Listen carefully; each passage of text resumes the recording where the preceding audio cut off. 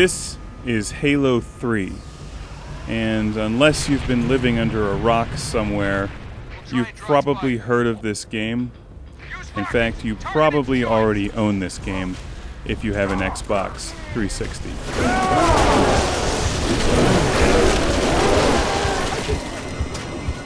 I think they've sold as many copies of Halo 3 as there are human beings on the planet Earth. This is basically the modern-day equivalent of Pac Man.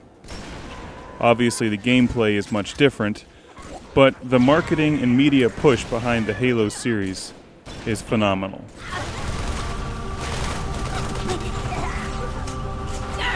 And the good thing about that is that the strength of this game is in its multiplayer mode, and if you ever want to play against a human, there's always hundreds of thousands of people online willing to play against you.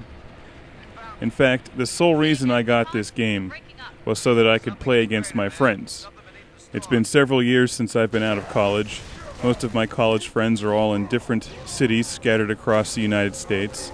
And this game is a great excuse and a great way to stay in touch and catch up, have a couple beers together, even if we're a couple thousand miles away, all while we're shooting at each other. And I think that's the greatest thing about these new crop of multiplayer games, is for people like me that don't have all of our buddies like right down the street or down the hallway from us anymore, you can just hop on the Xbox Live and stay in touch with all your friends and play some video games just like you used to. And that's awesome.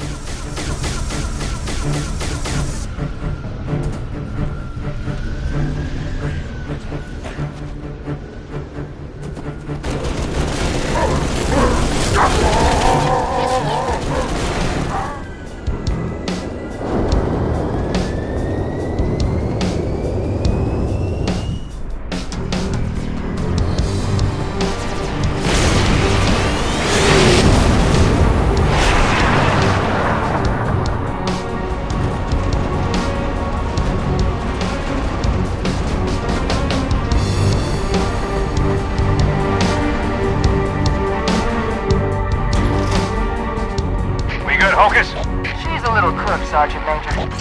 She'll hold. All right. This is the third in the Halo series, and the movie references are not subtle, and they never have been. This game clearly owes quite a bit to the James Cameron Aliens, as well as other movies like Predator. So if you're going to emulate a movie, those are probably two good ones to choose from. I can't say anything about Halo 3 that hasn't been said before.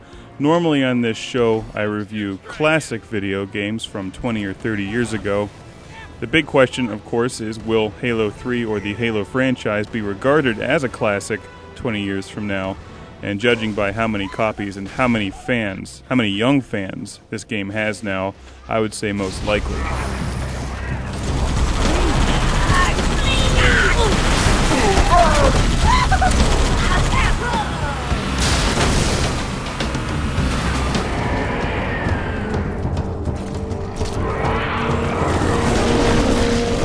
From a technical standpoint, it's impressive, it's very open, it's a lot of fun to play.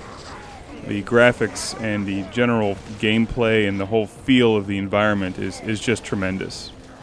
I don't like the fact that the shields regenerate in the multiplayer mode. I think that's very frustrating.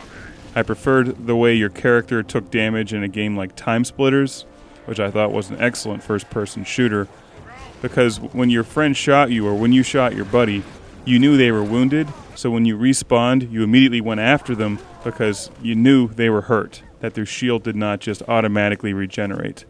So I prefer the kind of game where you have to look for a health pack instead of just having your shield automatically regenerate. Now there are settings that you can tweak within the game to change that and to change your weapons, but that's a minor criticism. Find the crashed flood ship. Overload its engine core. We either destroy this... Also, I personally didn't care for the single-player storyline of the game very much. I thought that the first Halo was done much better. I thought that the plot unfolded like a movie where you landed on the Halo and you needed to find out what it was.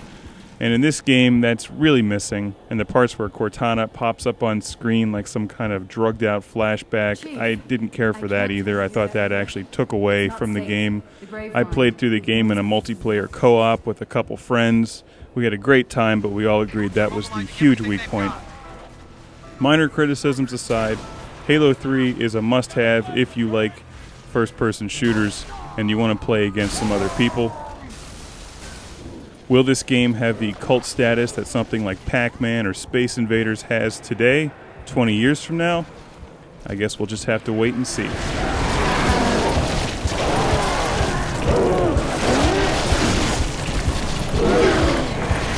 I need to help myself. Baby,